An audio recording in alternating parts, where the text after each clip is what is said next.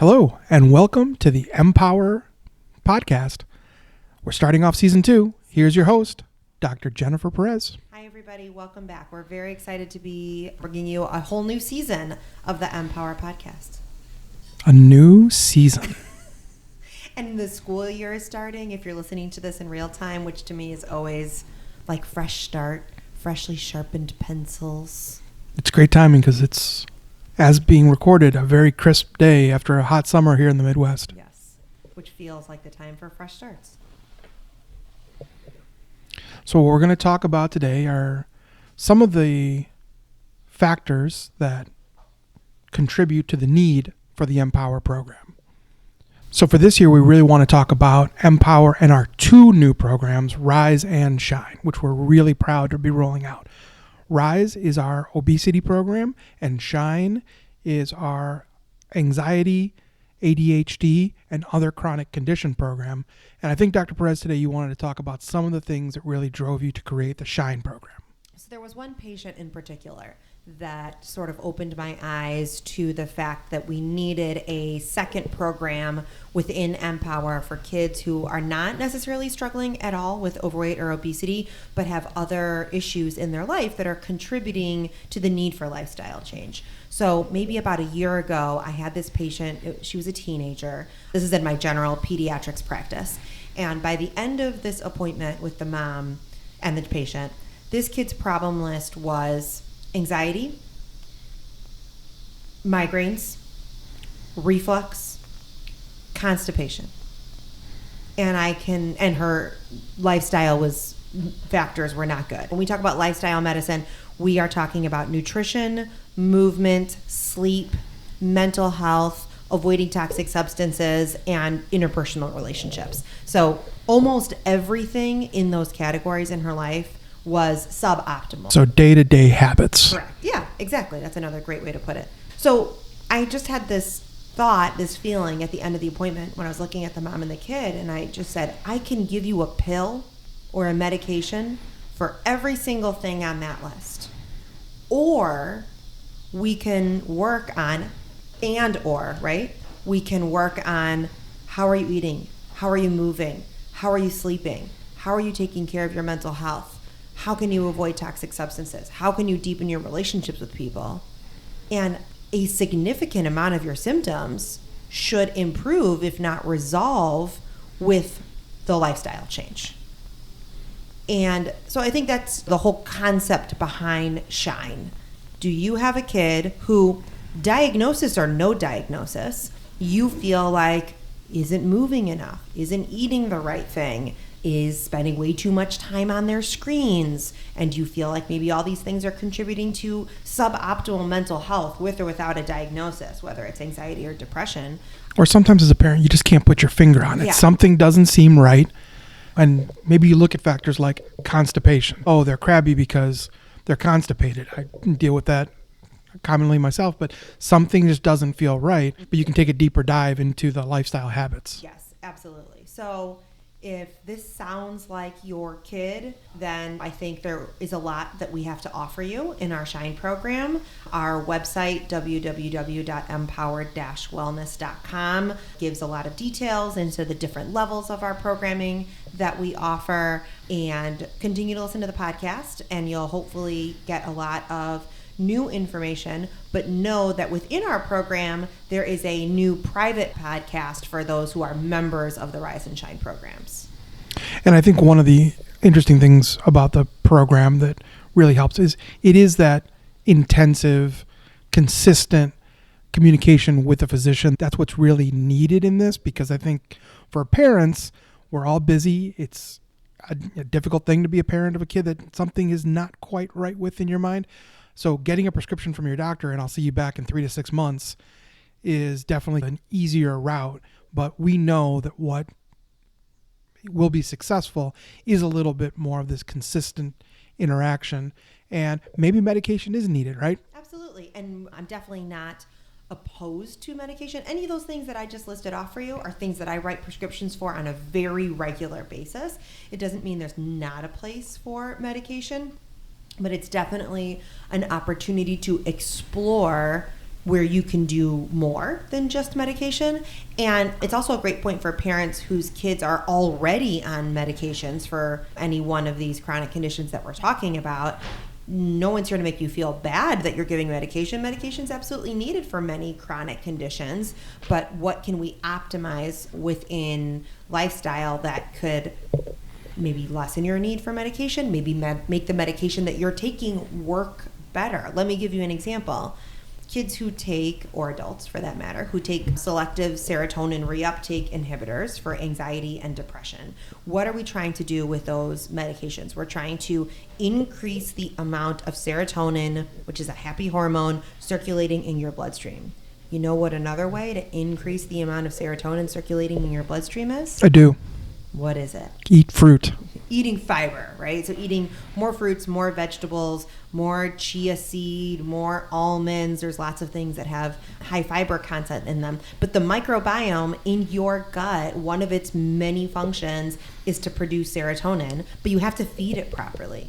So if you're not feeding your microbiome properly, it's not going to be able to do its job properly. So if you want to learn more things along those lines, join us in the SHINE program.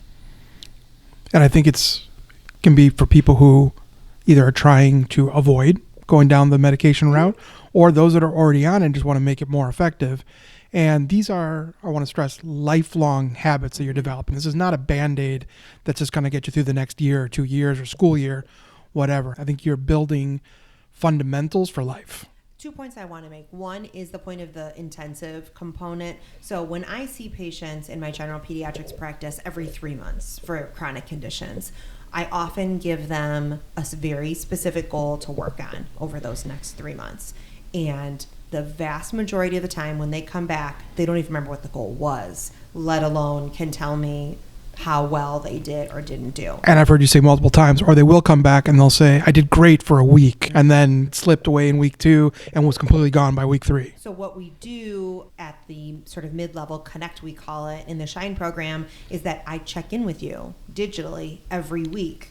How is that goal going? What is challenging about it? What do we need to adjust with it? When do we need to move on to the next goal? So that's the intensive component of our program that helps you stay connected, stay integrated for both the child and the parent, to help you stay on top of what are your own goals, right? The intention is not certainly to be breathing down anybody's neck, but to be supportive so that we stay on top of the goals that we want to reach. And like anything else in life, staying on track is hard. It's hard for adults. It's very hard for kids. It's hard for kids working with adults.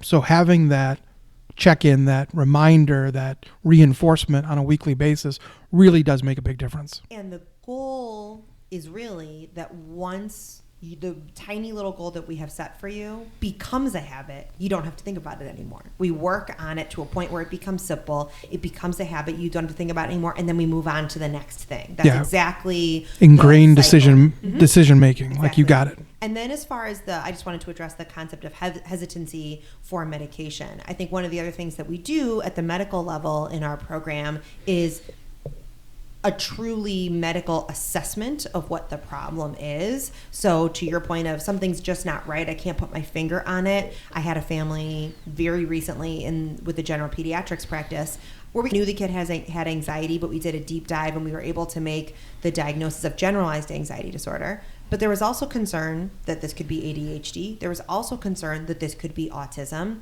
And so being able to take deeper dives and to evaluate all of the above helps us choose, if we're going to do medication, which medication, right? Because it's a different medication based on which diagnosis you fall on. And a lot of times where I have hesitancy to start medication is either with ADHD or with anxiety or depression. Psychotropic medications, understandably, parents are very hesitant to start with. And when you're at the medical level, you can really have the discussions about the pluses and the minuses and what can we do in conjunction with lifestyle, or if you want to start with just lifestyle, that's okay. Let's do the intensive lifestyle and let's see if it works, as opposed to a parent who goes in, sees the pediatrician. Maybe the pediatrician is being insistent with medication, and I will be very honest when I think medication is crucially important for a family. But if a parent is reluctant to go back because they feel like there's a lot of pressure, and especially if you're not giving a lot of lifestyle options, when you're seeing someone or connecting with someone on this regular basis, we can constantly be reevaluating what's going well, what's not going well. Do we need to talk about medication? Again, not in a pressure-filled way, but in a, these are the targets that we're looking for. Is lifestyle alone accomplishing them? Awesome. Is it not? Maybe we need to consider adding it. And by then, if you're building a rapport and if you're seeing what your goal as the parent, the lifestyle intervention is or is not doing, that can be really helpful. I have another example. Family came in many years ago. Child already had an ADHD diagnosis but had not been medicated. They were really trying to work on just lifestyle. And the mom came back and said, this isn't cutting it. I did all the things. I feel like I did them all right. I think we need to add medication back on. And we did that for them. And now I do think that mom was doing the work on lifestyle. I think like many well-intentioned parents, a lot of parents come in, want to do the lifestyle, but because they don't have the hand-holding on the intensity part, they're not able to execute, or they don't know where to look and where to start for those lifestyle helps. And I think the point to stress here is the reason there's so much obesity in children, there's so much anxiety in children, is what we have been doing as medical professionals for a long time just isn't working. Like the research says, we need a more intensive approach, and that's really what the tools are that are here. Whether that is just lifestyle, whether it is just habit forming, whether it is goal setting, whether it is medication, it's something new,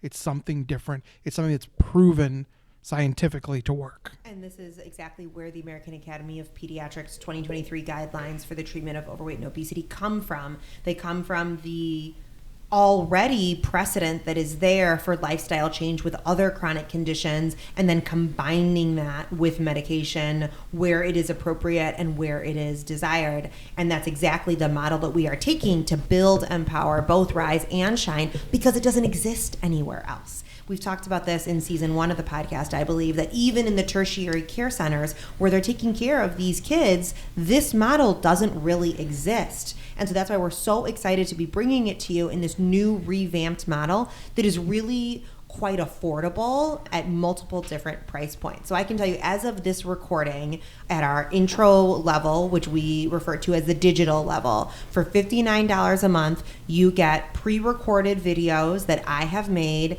that include information, implementation strategies, and help with dealing with challenges with both parents and with kids. You get the private podcast, you get a weekly newsletter.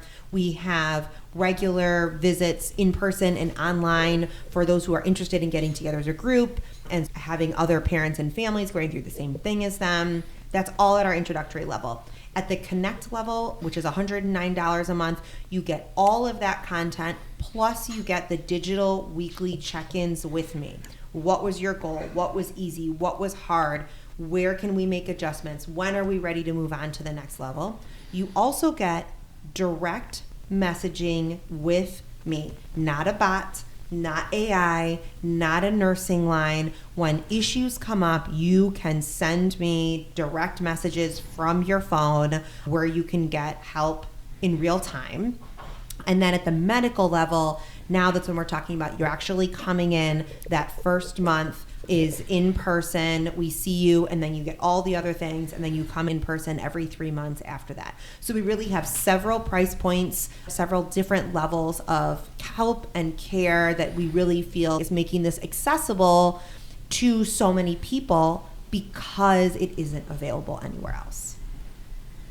It's a great program. We really hope you check it out, starting at $59 a month. Who approved that?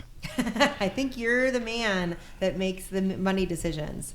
Anyway, for more information, it's www.mpower-wellness.com. And also, follow Dr. Perez on Instagram. She's very charming. It's a lot of walking videos. The handle for Instagram is JPMD_MPower. All right, we'll talk to you next time. Bye, guys.